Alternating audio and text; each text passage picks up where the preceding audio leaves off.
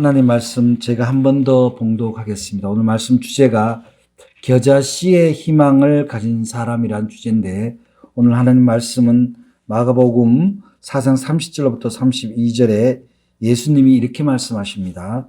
또 이르시되 우리가 하나님의 나라를 어떻게 비교하며 또 무슨 비유로 나타낼까? 겨자씨 한 알과 같으니 땅에 심길 때에는 땅 위의 모든 씨보다 작은 것이로되 심긴 후에는 자라서 모든 풀보다 커지며 큰 가지를 내나니 공중의 새들이 그 그늘에 깃들일 만큼 되느니라. 아멘. 세상에 없던 바이러스, 신종 바이러스 코로나19가 인간에게로 찾아왔습니다. 그렇게 되면 어떤 거냐면은 마치 우리가 맨땅에 헤딩하는 것처럼 전혀 없는, 전혀 모르는 대상과 싸워야 되는 그런 상황인 거죠. 말하자면 이 신종 바이러스가 왔다라는 것은 예방 백신도 없고 치료 신약도 없고 그야말로 무방비로 우리는 그 바이러스를 대응하는 거예요.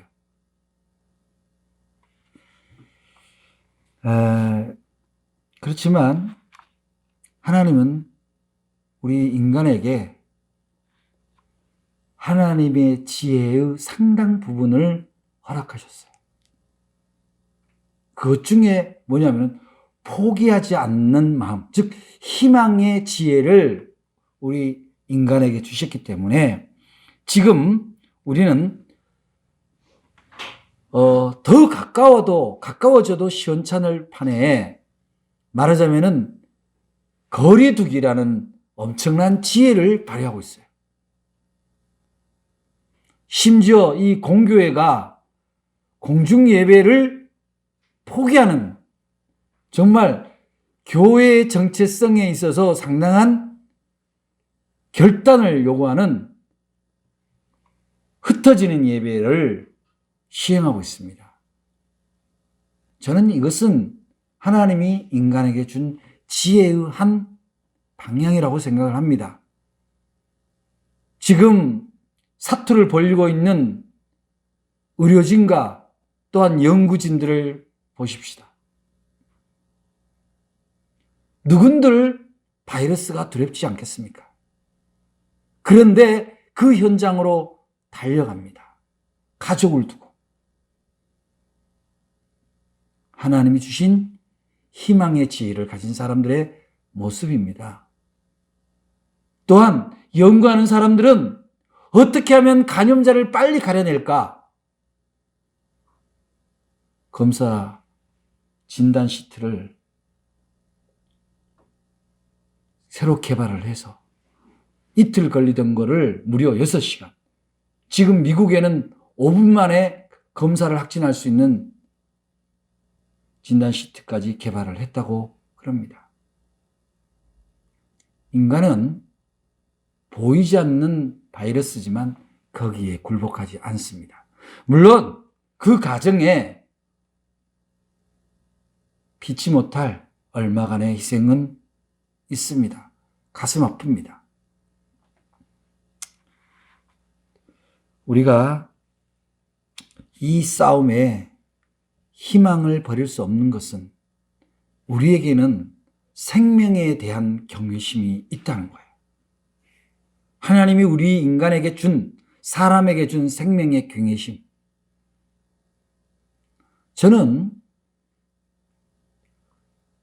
일부 뉴스에서 자가 격리하거나 생활치료소에서 자기를 좀 외부와 차단하고 있으라고 했는데도 불구하고 그 생명에 대한 경외심을 버리고 잠시에 그 유혹을 못 참고 나가서 다른 사람에게 폐해를 끼친 소식을 들으면 참으로 가슴이 아픕니다. 잠깐 하나님이 우리에게 주신 생명의 지혜, 희망의 지혜를 놓쳐버린 게 아니냐. 그런 관점에서 오늘날 우리 교회가 거리두기, 흩어져서 드리는 예배를 결단하는 것은 희망의 지혜이지 교회를 버리는 일이라고 생각하지 않습니다. 이 정도의 일로 우리가 하나님의 교회와 멀어질 수밖에 없다면 그는 이미 하나님의 지혜를 놓쳐버리는 사람이 되겠지요. 인간의 실수로 빚어진 이 바이러스 사태, 우리의 얼마간의 잘못이 있지만 하나님은 이것으로 인하여 우리에게 돌이킬 수 없는 심판을 하시리라고 생각되지는 않습니다.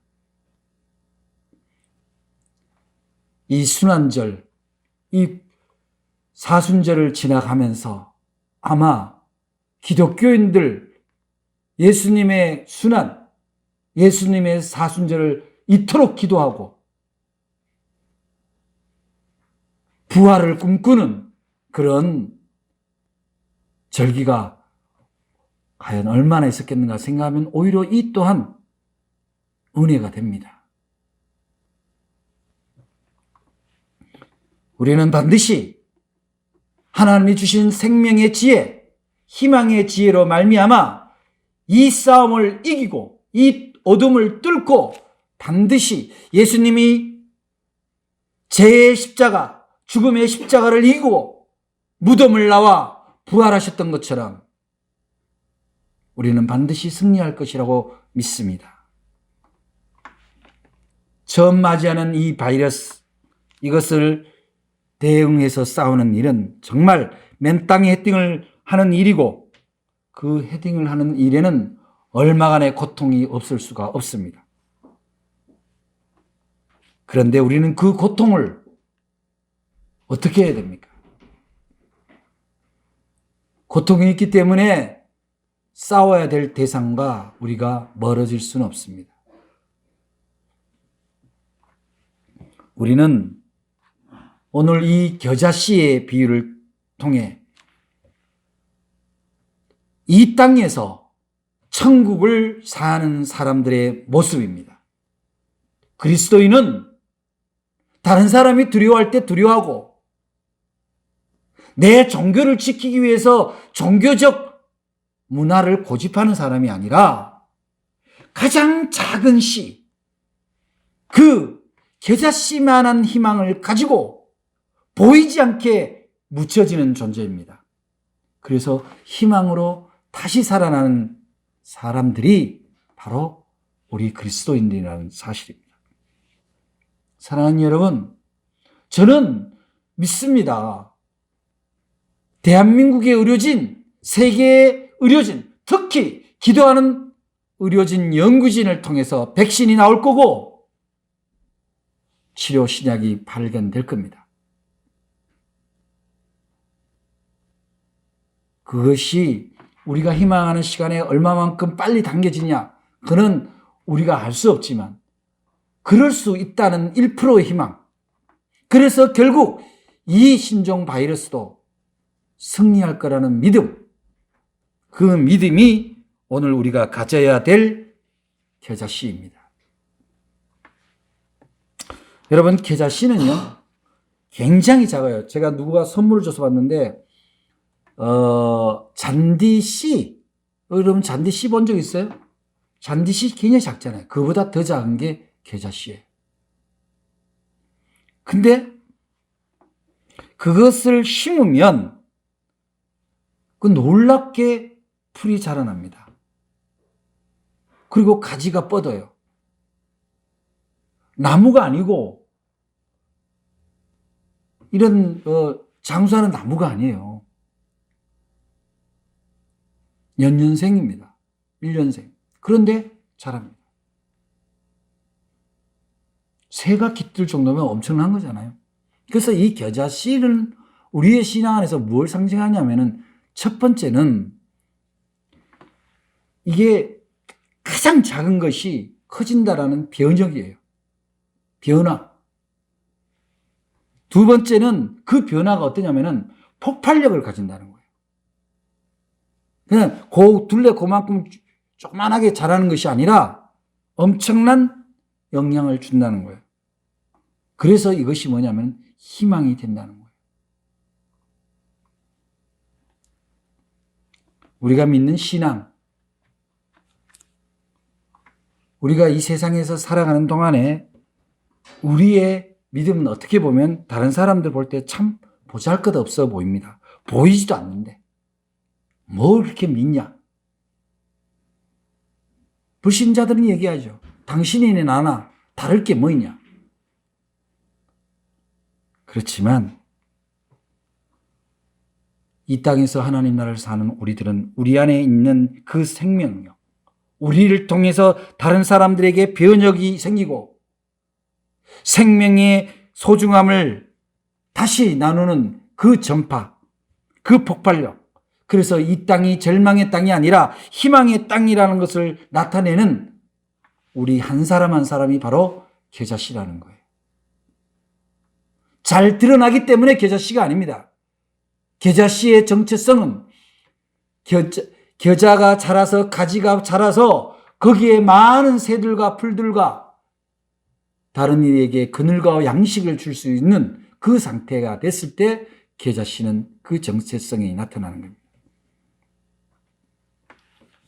지금 우리가 예수님의 십자가 고난을 생각하는 절기를 가고 있는데 그 예수 십자가의 고난의 의미는 뭡니까? 바로 예수님의 그 순환 이후에 죽음의 사형틀인 십자가 이후에 많은 생명이 새롭게 돌아오는 소생하는 그런 희망의 구원자 예수 그리스도를 상징하는 그 지금 계절을 지나고 있다는 겁니다. 우리는 이 예수님의 고난을 묵상하는 것은 뭐 소중하긴 합니다만은 그것만으로 끝나서는 안 돼요. 그저 고난을 몸에 짊어지는 것만으로는 부족합니다. 예수님의 고난을 체험하기 위해서 뭐 십자가를 지는 퍼포먼스를 하고 뭐 십자가 못에 찔린 흉내를 내고 하는 것이 우리가 그분의 고난을 생각하는 것이 아니라 그분의 고난을 이후에 이 시련 이후에 허락하신 하나님의 은혜, 하나님 주신 생명의 새 생명에 대한 소망이 있어야 된다는 겁니다. 고난이 고난으로만 그치면 무슨 소용이 있습니까? 그것은 열악한 삶일 뿐입니다.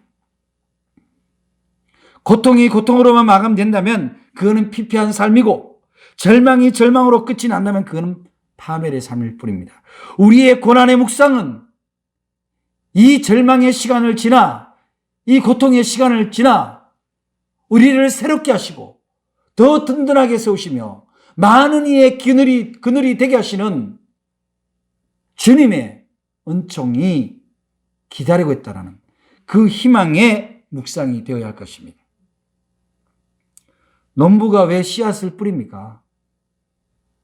농부가 왜 여름 내내 피땀을 흘리면서 김을 메고 가꿉니까? 가을의 결실에 대한 희망이 있기 때문입니다. 아주 하찮고 보잘것없고 눈에 띄지 않는 작은 겨자씨 한 알이 그대로 있고 썩어진다면 왜 심겠어요? 아주 작은 겨자씨지만 심으면 그것이 자신이 썩으면 땅에 묻히면 큰 나무, 풍성한 열매가 된다는 겁니다. 홈불이라는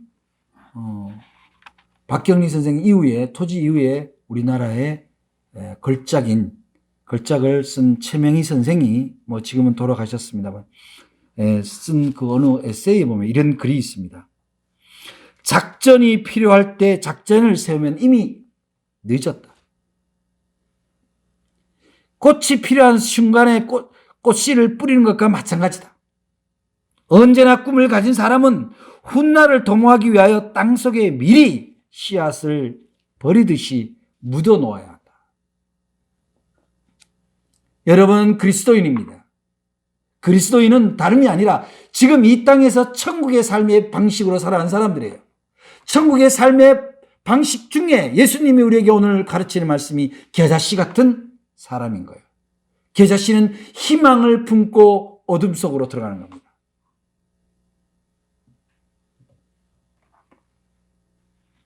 프랑스 소설가 지오노의 희망을 심고 행복을 가꾼 사람이라는 소설에 이런 이야기가 나옵니다. 한 여행자가 남프랑스 어느 불모의 땅에 엘레아르 부피에라는 양치기를 만났습니다. 그는 아내와 아들을 잃고 외롭게 지내고 있었습니다. 그가 하는 유일한 일은 황무지에 구멍을 파고 도토리씨를 심는 일이에요. 자신의 땅은 아니지만 나무가 없고 땅이 죽어가니 사람들 마음까지 강팍해진다며 그는 5년 동안 도토리씨를 계속 심어왔습니다.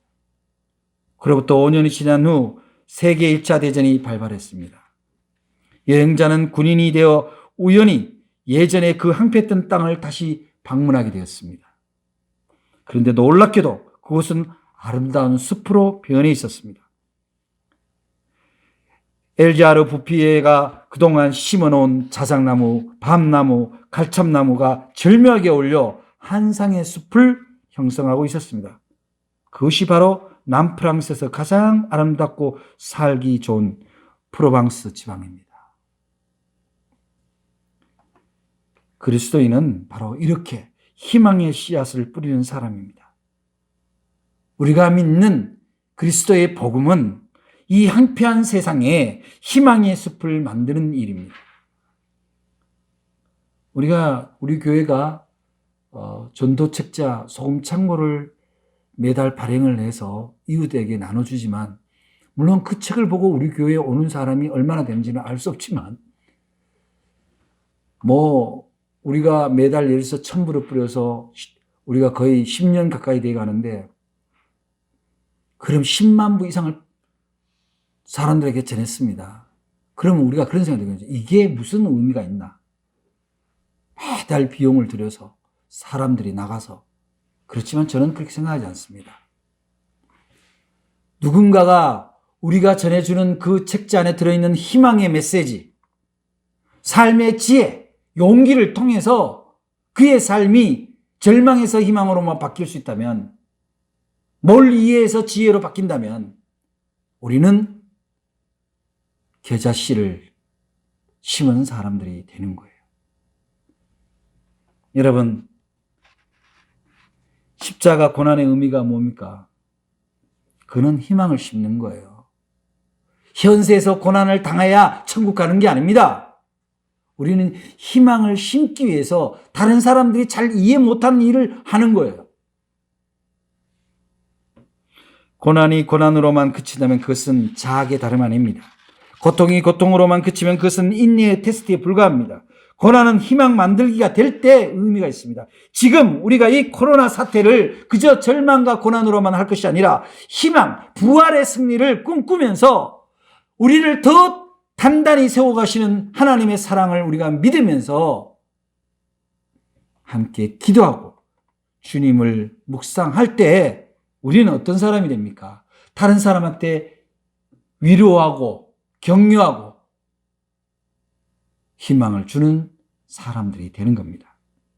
함께 두려워하고 함께 경계하며 의심하는 그런 모습이 아니라 두려워하는 일을 위해서 기도하고 용기를 불어주는 그러한 신앙이 바로 십자가 고난의 신앙을 함께하는 것이라고 하겠습니다. 사랑하는 여러분, 저는 우리나라가 시련을 극복한 특별한 DNA를 가진 민족이라고 믿습니다.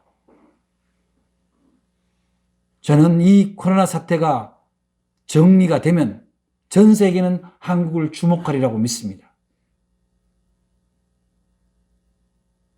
그래서 작은 나라 대한민국이 결코 작은 나라가 아니라 희망의 나라, 세계의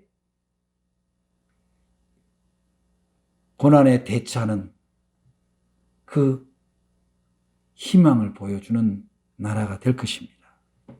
우리는 이제 부활절을 기다리고 있습니다.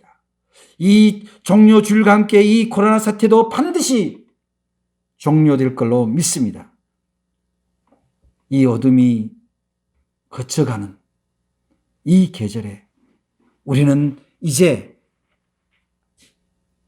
이 두려움의 체험, 죽을 것 같은 이 공포의 체험을 그저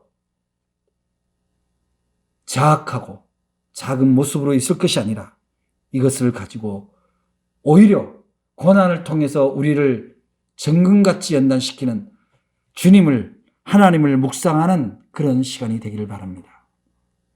저는 우리 사랑하는 그리스도인들이 이번 이 사태를 통해서 더욱 기도하는 자가 되고 세상 사람들에게 희망을 주며 먼저 본이 되고 사랑을 나누며 내 것을 내어줄 수 있는, 오히려 이런 때 주님의 나라를 위해서 더 헌신하고 봉헌하며 내어드리는 삶의 결단이 있는 그런 계절이 되기를 바랍니다. 우리가 이 안타깝게도 많은 사람들의 희생의 소식을 대합니다. 정말 가슴이 아픕니다. 그렇지만 우리는 이 고난의 골짜기를 피할 수는 없습니다. 우리는 뚜벅뚜벅 나아가야 합니다.